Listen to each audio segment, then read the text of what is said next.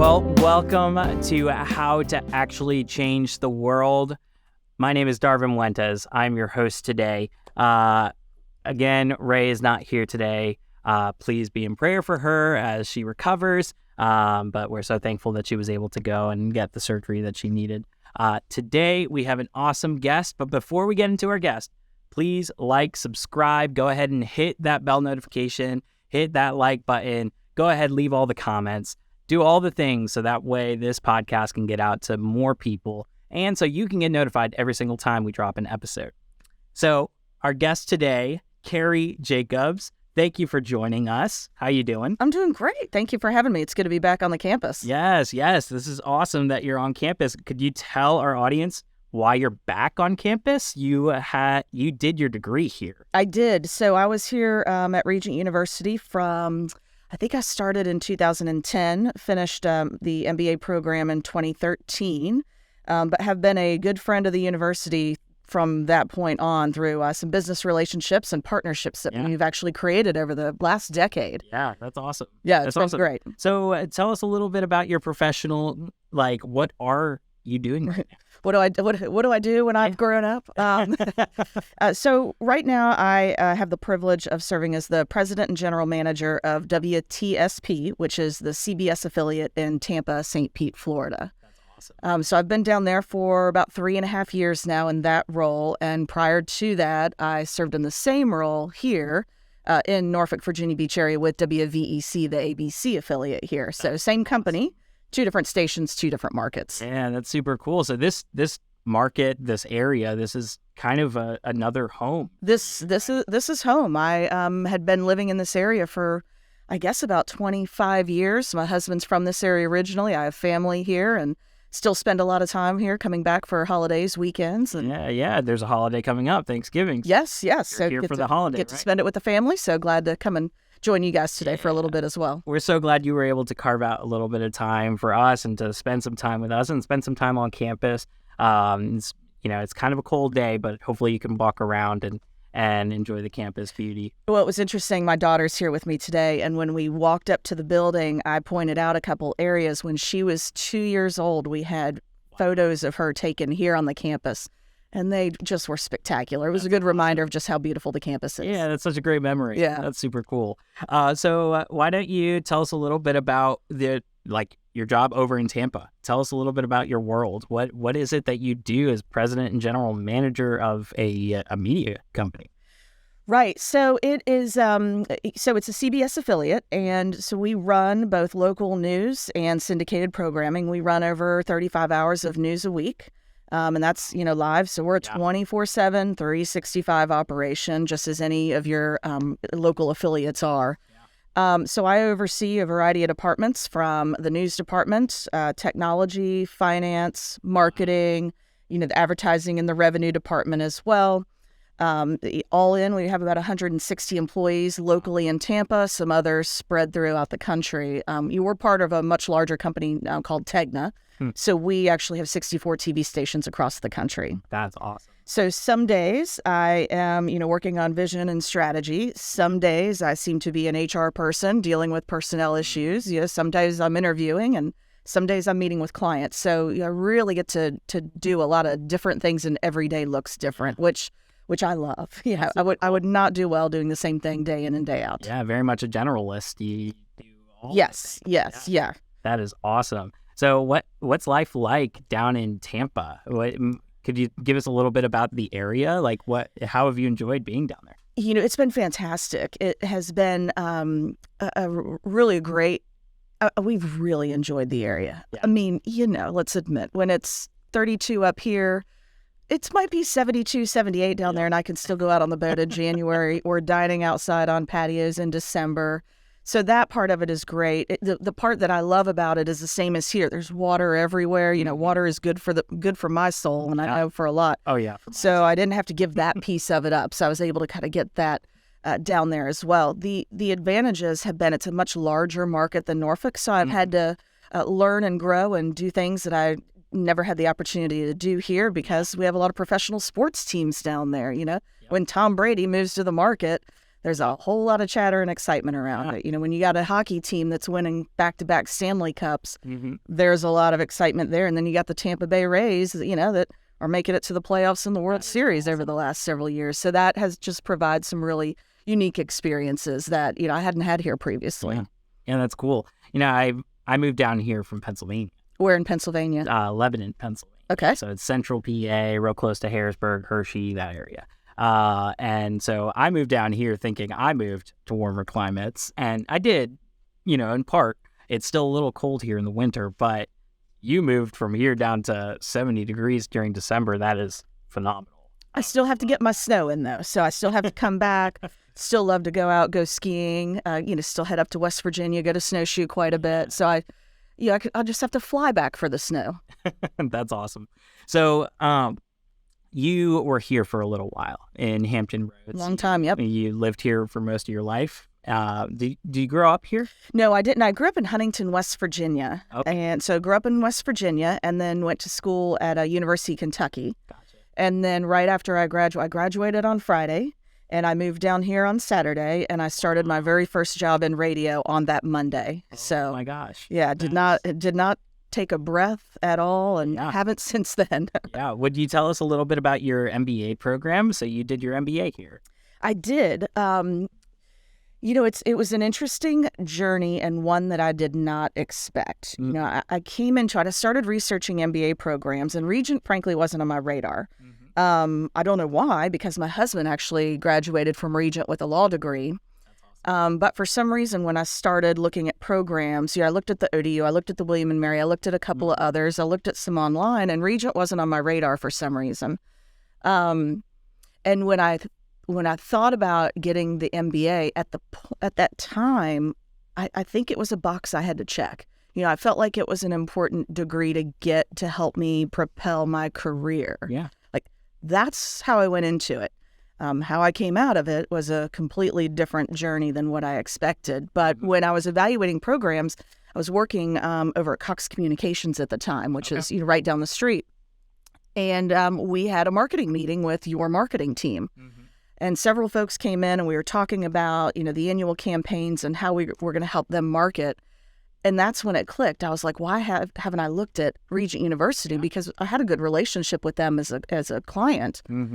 So I brought it up on that meeting, and I said, you know, me and a couple of my coworkers here have been looking at master's programs, and your team here ended up setting up a private meet and greet for a couple of Cox employees. That's awesome. So they set it up. We came over here. We met in the student center.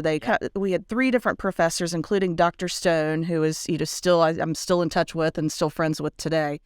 And they did a kind of a private meet and greet with us and just talked to us about the program and how they work through it. And that sold me right there. So I signed up then, started my program. The other 2 coworkers that came through that same meet and greet ended up completing their master's program through Regent as well. So that's so great. I felt like if Regent was going to give me that kind of experience on the upfront, where all of my other research, it was filling out forms and applications, and I had no personal communication with anybody. So that really had an impact, and that drove my decision to come here for the program. Yeah, praise God. That's awesome. So, you know, that's something that I really enjoyed too about the campus. I'm also a graduate from an undergrad program, not a master's program, but I really did enjoy that personal touch. You're speaking to this. The professors are coming and talking with you. They're coming and seeing you on the upfront. You're getting that personal touch from Regent, and that's just a really great part of our university. I really love that too, and that sold me when I came here. So I actually came to a student event, it was called SOAR. It's an orientation, but it's kind of before you don't need to be enrolled to go to SOAR. Right. And I wasn't fully set that I was going to Regent at that point. And so I, once I got to SOAR and saw just how much everyone was actually coming and talking to you, they had the breakout sessions, and they also had people from Regent, students that were there that were coming and speaking with you at SOAR. It sold me right away. And that's really cool, kind of see that experience a little bit through professors' eyes, professors coming in and talking to you, and that's selling you. They did, and that wasn't just at the beginning. I felt that all the way through. and even in the years after. I'll give you an example. When I was over at WVEC, 13 News Now, we had the idea, because the MBA program at the time was very focused on entrepreneurship. And we talked a lot about, developing and creating your own business. And the projects all culminated in a full-blown business plan that you put together. Yeah. Well, when I was at WVEC, we had the idea, we could expand on that. So we ended up creating a pilot program for a 30-minute show called Hampton Roads Business Weekly, because we wanted to be able to focus on the local business community, entrepreneurs in the area, kind of take what we learned at Regent and the focus of the program, and how could we put a bigger spotlight on that. So what we did is we created a pilot program. I actually brought in some of my professors back from the MBA program to test drive the pilot program to kind of fine tune that. And that was Dr. Stone, Dr. Oster, who we lost fairly recently. Dean Gomez came in, and they became our partners to help create this program that ultimately over the next several years we partnered on. And we were able to highlight, hundreds of, small business owners, medium-sized business owners, and leaders in the area. So it was a project I was really proud of. And that's awesome. One that was developed in conjunction with Regent. Yeah, I think that's really great, too. You're showcasing the community, and you're being involved in our community. And that's what being in media is all about, especially in television, with that local journalism, being able to tell those local stories. Yeah, that's awesome. And that's partly of what we want to do here. We want to tell the stories of our alumni. We want to know about your story and the things that you're doing. So would you tell us a little bit about some fun stuff about Kari Jacobs? I mean, it's super fun to be president and general manager of a company, but what are some fun things about you? Oof, fun things. Let's see. My very first job, I was 15 years old. I was a ski instructor at a ski resort. That's fun. I taught little kids how to ski. Yeah, so that was fun. Spent many years as an emergency medical technician, and also volunteered at that same ski resort as a medical ski patrol on the mountain there, picking up folks with unfortunate injuries and were you on ailments. Ski mobile, or is that what they're called? Snowmobiles. Yep, I would pull people back in a sled and get them down to the lift and get them into the clinic. Certainly enjoy a lot of family time. Like I mentioned, my 13-year-old daughter is here, so getting to kind of relive life through her eyes and her experiences has been great. And obviously, we live in beach communities. Anything out on the water, and that is just a great way to spend time. And the rest of the time, I just love spending with friends and family. Yeah. So, how would you say that you relax from all of the stressors of work? I mean, there's so much that you have to do in your role. So how do you actually recharge and go into that role fresh? Yeah, I will tell you, it has been more of a challenge to do that in the last year and a half than I think I've ever experienced in my career. And I am actually struggling with that a little bit. I will tell you, being on the water is an instant decompressor. Yeah. If I can even just go for a walk on the sand or along a waterfront or go out on the boat for an hour, which I know is a luxury, don't get me wrong, but that is an instant kind of decompression. I can feel it if I'm not in the gym as often as I should be. I can feel the stress kind of layering on. So I've got to have that kind of physical stress relief. I took this entire week off. For the first time, I've taken a full week off in over a year. Wow. But I know I need it. And, I've got to be able to back out of that. And sometimes it's difficult to do that when you're a 365-day, 24/7 operation on a constant news cycle. It can be very difficult to check out, but I'm very fortunate. I've got an incredible leadership team. The senior leaders that I work with, they're phenomenal at what they do. They know how to run and build and run great teams. So I'm able to, they've got my back, I've got their back, and that makes all the difference. That's really awesome. I want to go into that a little bit in our next segment, but we're going to take a quick break and we'll be right back with you guys. For 10 years in a row, U.S. News & World Report has ranked Regent University the #1 online bachelor's degree in Virginia. U.S. News also ranked Regent as a top national university among colleges like Harvard, Yale, and Princeton. Regent is dedicated to providing high-quality, Christ-centered education that will equip you for a lifetime of influence and impact. Learn more about Regent University at www.regent.edu. Welcome back. We've been having such a fun conversation. This has been really cool, kind of digging into Carrie's mind about some of the things that she's doing, one thing that I wanted to dig a little bit further in on was this idea of having a good leadership team around you. You're the leader of your team, president, general manager. That's a pretty lofty title. Pretty cool that you were able to get to that role.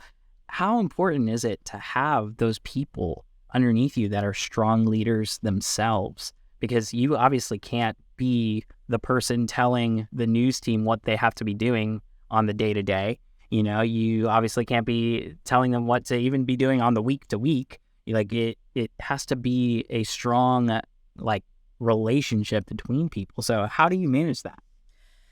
I think it is the most important factor that will determine an organization's success is the strength of its leadership team. Because I had a conversation. We had an offsite last week with our advertising and revenue team, and we were talking about the strength of the team. And that team right now within the building is a very high-performing, high-functioning team. And any of you who have been a part of a team before know that that's hard to maintain and sustain over a long period of time. And our sales team has been able to do that for over a year. And I told him, I said, you know what? I can't create that. And my director of sales, who's the senior leader of that operation, he can't create that just by, waving a magic wand and saying, bam, we're going to be a high-performing team. It has to be an all-in effort, and especially with the leadership team. So, I'm going to be charged with setting kind of the vision and the outline of the strategy, but those senior leaders have got to fill in the blanks underneath that on, okay, this is where we're going to go, and kind of the generals on how we're going to get there. I need them to help define what specifically we need to do to meet those goals. How is it going to work best for their teams? How are they going to define success for all of their team leaders? I had a boss, the gentleman who brought me to Tampa, Peter Diaz, phenomenal leader. And he asked me a question. He said, if you were to leave this organization tomorrow, who would you take with you? So, we would kind of run through that list. And he said, if you didn't put them on your list, why are they still working for you today? And that's a tough question. But he said, the higher up you go in leadership, the more honest you've got to be with yourself. Yes, there's a developmental phase. People are going to fall down. You got to help lift them back up again. But ultimately, the charge is to build success with the team you have. And to do that, you've got to have the smartest, brightest people. And I hope the people that are working for me are people who want my job. I'm not threatened by that. I encourage it because I've got to also create succession plans. And I want to have a team around me that is just ready to take charge and ready to go to the next level and have that same level of passion and optimism about what they do, and people who really care about their team members. And I'm lucky to have that in Tampa. Yeah, praise God. That's so cool. Hearing it from a leader from the top of the top, I think is such an important thing for people to hear out in the audience is if you are at the bottom, and you have just started out in your career and you have jumped into something, be a leader. Go and start, learning those skills to be a leader. You do not need a title to be a leader. Ever. Yeah. And we encourage that in the organization. So I'll do leadership development workshops with people that have expressed that they have interest in moving up, people that we think have potential to move up. I'll work through some workshops with them over, I think I've done 2 groups, getting ready to do a 3rd group right now, of helping non-titled leaders, let's say, giving them some of those experiences, the knowledge, the skills, having them work through scenarios of this. These are some of the things you're going to face. And I think one of the concepts that I really learned here at Regent that plays into that is the concept of servant leadership. Really, no matter what my title is or what level in the organization, my role is really to help serve others. And I think coaching on leadership skills and that leadership development is part of servant leadership. And I think it's a critical part to ensure the future success of any organization. Do you think that you, in the past, have you ever experienced, times where you didn't feel like, because I'm sure there's a lot of people who are like, once I get this title, that's when I have all the authority to go do these things, and that's when I can actually say, we have to do this. Was there ever a time where you didn't feel the confidence to do that in your non-titled roles in the past? So, what were some of those challenges of trying to become a leader for yourself? I'm kind of a little bit like a polite bulldozer in some cases. So if there were some roadblocks along the way, I may not have noticed them like some others. And I will just fully admit that. Yeah. However, I will say when I was over at, I was at Cox Communications, and I say this in all, with all good and heart, because I really enjoyed my experience over there. It's a very large organization with a lot of different employees, a lot of different work groups. And I'd come from the broadcast station that's very media-centric. Yeah. So learning how to navigate a much larger organization was tricky. And I was a mid-level manager at the time. And what I found is that it was very easy for people to say no when there were new ideas, or because I'm an innovator, I'm curious. I constantly want to try something new or different. I found a lot of people were willing to say no, and I had to work harder to find those people that would say, maybe we could do this, or maybe we could try this. So it became kind of my mission while I was within Cox to find people who would say maybe, or let's give it a try. Yep. So I had to work through a lot of no's to get there, but I learned a lot of lessons in that as well. So I considered that a very valuable experience. Yeah. So what's one of those lessons? Just a snapshot of the lessons that you learned while throughout all the no's, of like things to look for, how you actually Ooh, this navigate. is like a poker tell you're asking me to give up here. You don't have to share any names here. No, I don't share any names. I think that if you can present ideas and concepts in a way that gets the person across the table involved in the discussion to where it becomes your idea together, not just my idea. Like, I feel like you have more success kind of building on concepts when it's several people coming to the table and ideas. Yeah. So I could care less about getting credit for any idea or initiative. I don't want the credit. I just want it to work. Yep. And it's going to work better if we have more brains coming into the mix at the onset and the very beginning of it. Yeah. So I can get buy-in faster the more people that I involve in that.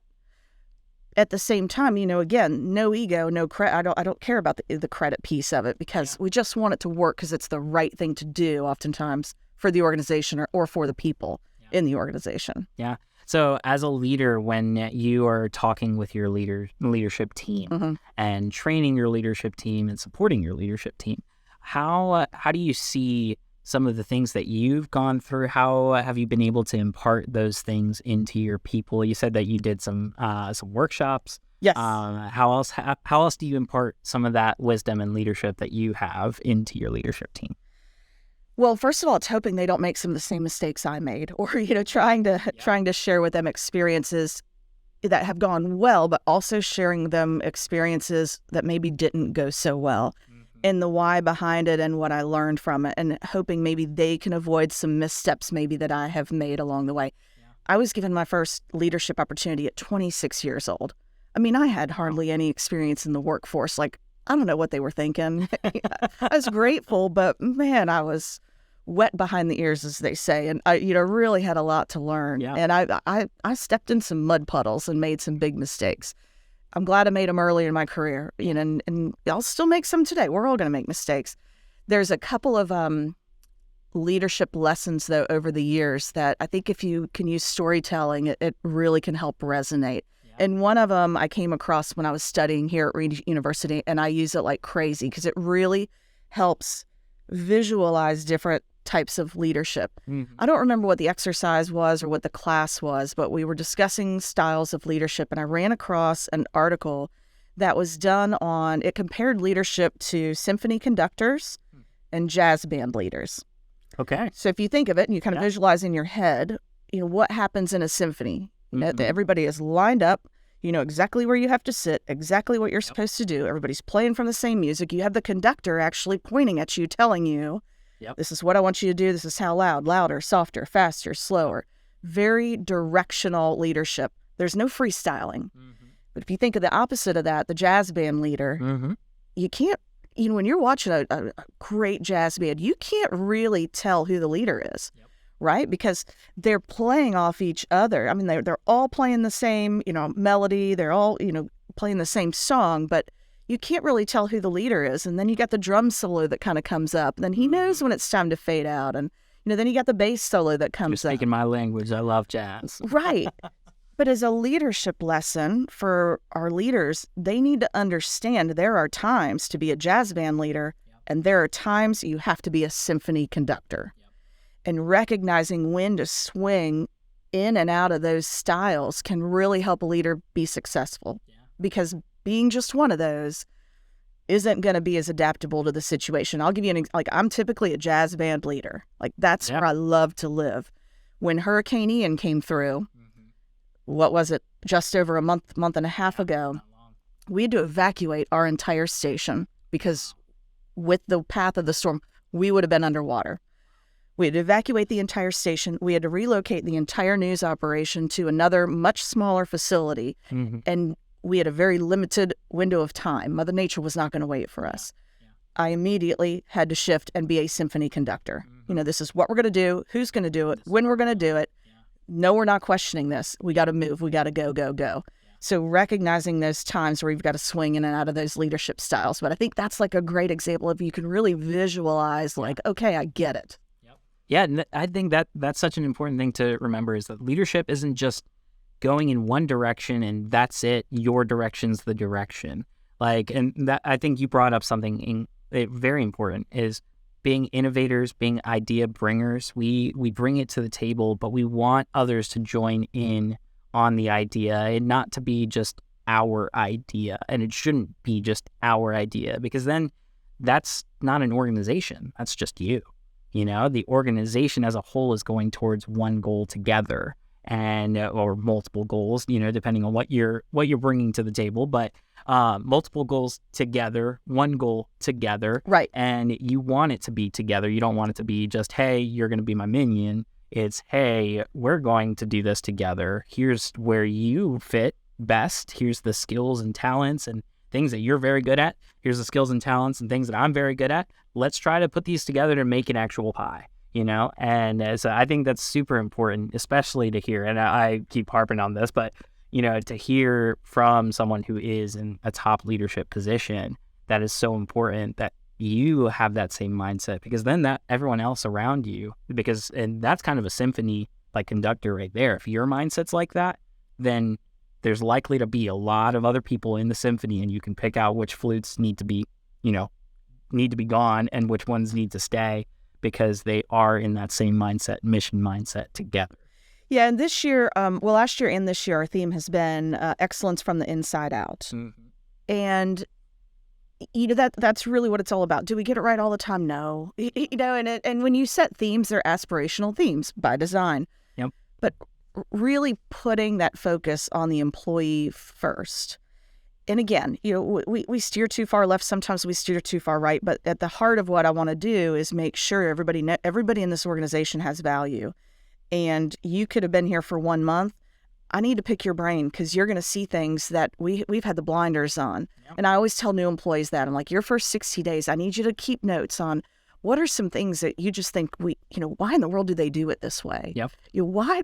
There's a much easier way. I was like, I need to hear that from new employees, especially. Yeah, for sure. Because we just, we get on autopilot sometimes, and a new employee can see things so clearly that have gotten so blurry for us.